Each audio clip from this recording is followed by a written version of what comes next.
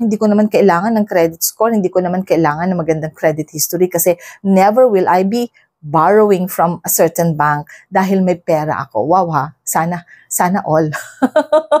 Milyonaryo ka, sana all naman mag-share. It's beginning to look a lot like Christmas.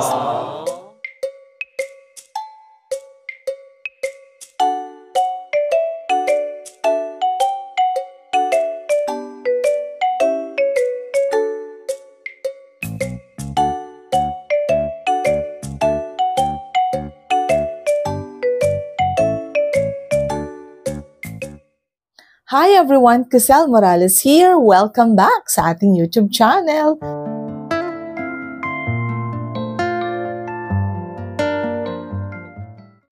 Wow, kumusta kayong lahat? Oh, how many days more to go before Christmas? It's beginning to look a lot like Christmas. Oh, di ba? Mapapakanta ko. Ilang days na lang, Christmas na. Prepared na ba kayo? Ready na ba kayo? May laman ba ang mga credit cards nyo? Kompleto ba ang CL ng inyong mga credit cards? Kasi pagdating ng Pasko, marami tayong ipapurchase. Marami tayong pagkakagastusan. Kaya kailangan nakapagbayad ka na ng credit card bills mo. Okay, so in today's video, meron tayong itatackle na query na alam kong ito makakatulong sa ating lahat. Okay, so ang query natin ay nanggaling naman kay Tolitz Valino. Hi Tolitz, shout out sa'yo. Okay, so proceed na tayo, agad-agad na. Here is the query. Sabi ni Tolitz, question po, if malaki ba yung effect nung hindi ko pag-activate ng credit card, BDO installment? Kasi nag-apply ako recently, same CC type, and I got denied. Any idea bakit ganun po? Thanks in advance. Tapos, meron akong tinanong sa kanya, sabi ko, hi Tolitz, oh yes, could be. Nasa iyo pa ba ang CC mo?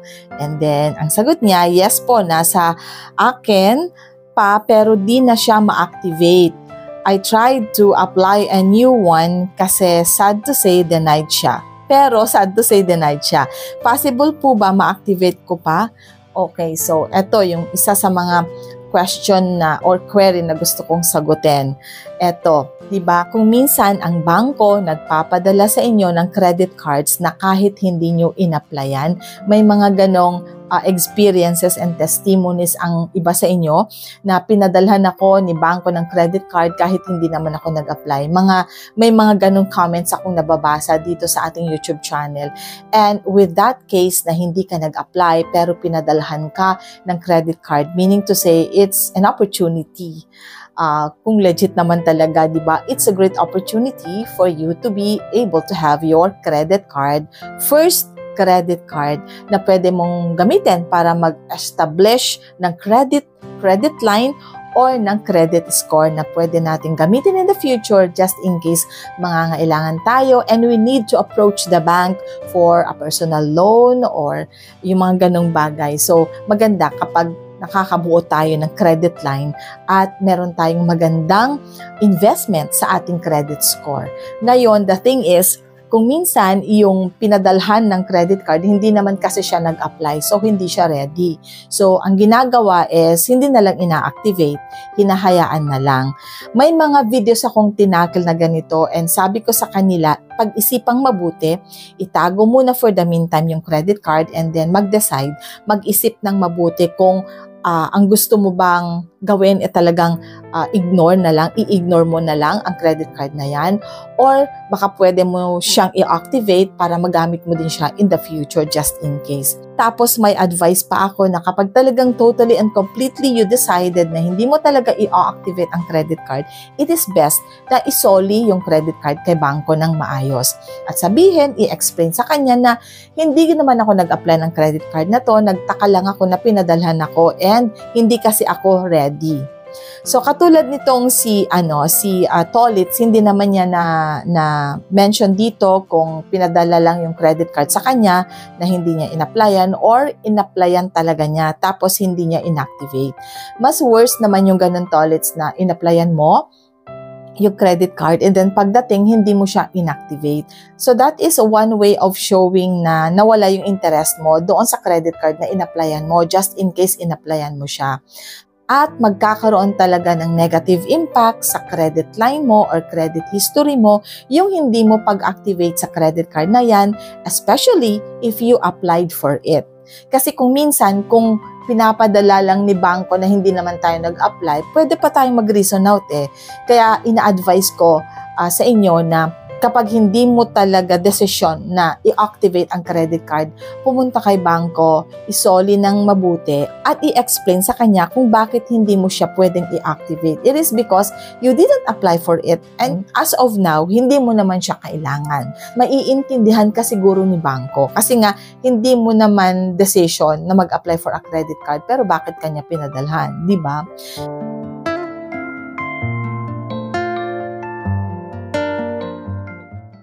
Pero once you applied for a credit card and then pagdating ng credit card na yan, hindi mo siya pinansin, hindi mo siya inactivate, mas magkakaroon talaga ng negative impact sa iyo yan, tolits. Kaya siguro, ngayong nag-apply ka ulit for the same credit card, hindi ka na talaga i-approve ni bangko because of the negative impact na nagawa doon sa pag-ignore mo doon sa unang credit card na in-applyan mo.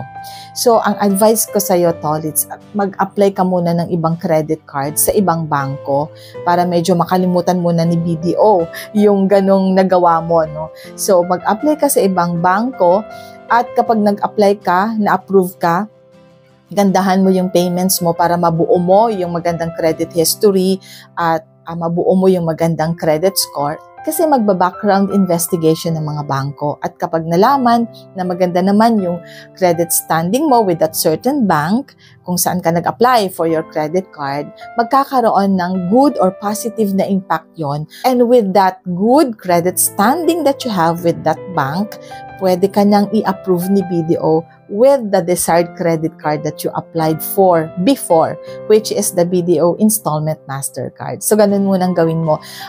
Huwag ka munang magparamdam kay BDO para medyo maalis-alis muna yung mga nagawa mong hindi pag-activate sa credit card nila in the past. Okay, so tolits, thank you so much.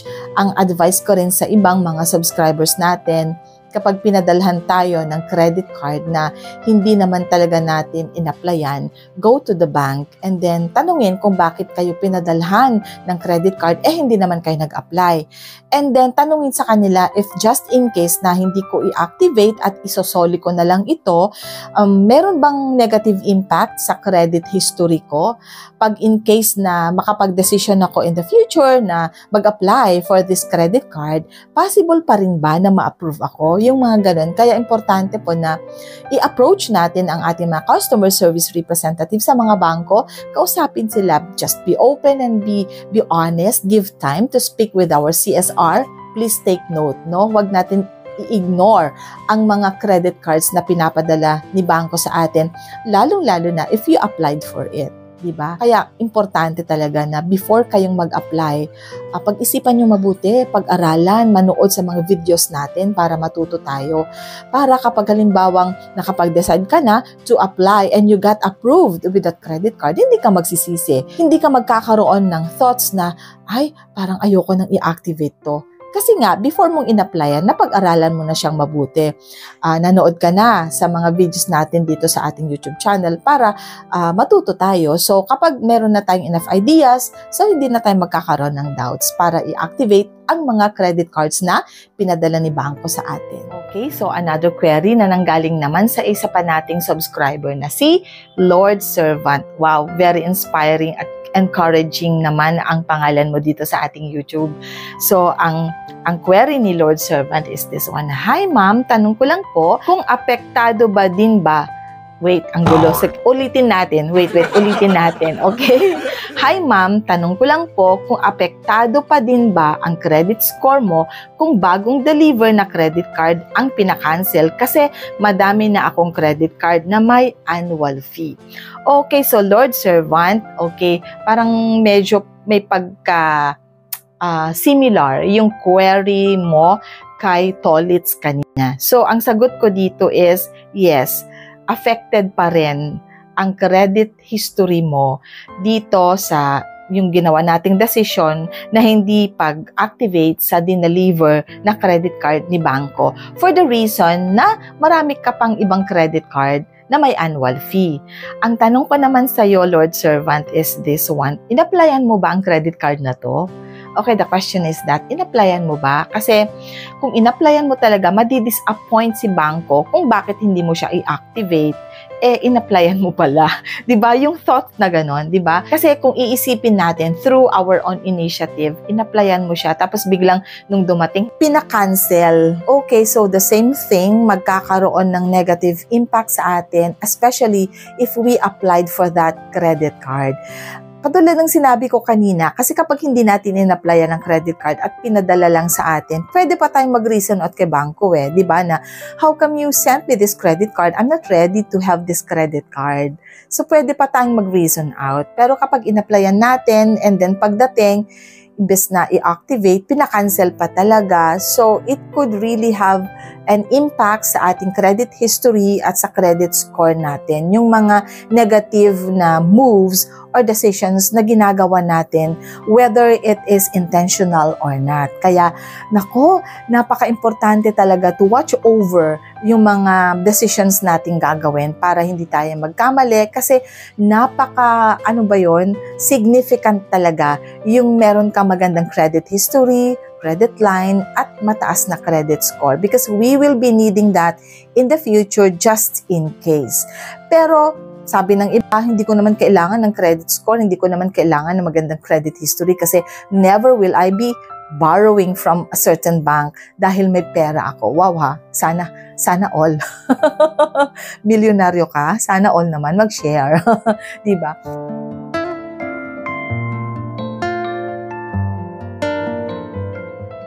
Okay, so focus muna tayo doon sa dalawang query and next time itatakal natin ang ibang query.